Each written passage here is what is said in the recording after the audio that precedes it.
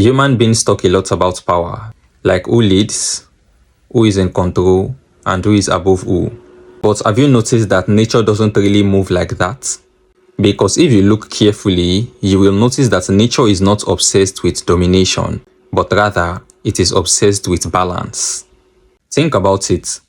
If there is too much rain, things will start dying. And if there is too much sun, things will start drying up. Even something good, when it starts becoming excessive, it starts destroying rather than helping. So why do human beings think balance means weakness? Why do people always lean to extreme?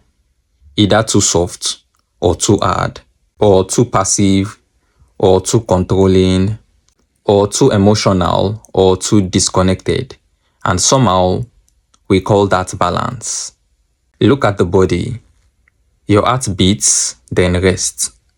Breath goes in, then out. You sleep, then wake. Imagine if the body only knows how to push without pause. What then do you think will happen? The body would collapse. But look at how many people live. Always forcing, always proving, always trying to overpower life. Then wondering why they feel disconnected from themselves. Maybe the real issue is that a lot of people don't observe nature anymore, but rather they observe systems. Systems that say more is better, constant struggle means progress, rest is laziness, gentleness is weakness, or slowness means failure. But nature doesn't move like that. A tree does not fight to grow overnight. The ocean does not force itself. Day does not compete with night. Everything has rhythm. Everything has timing. Everything has its opposite, balancing it. But human beings, we keep trying to exist from one side only, and then we wonder why things feels off. Maybe balance is not what humans invented. Maybe balance is what life has been showing us from the beginning.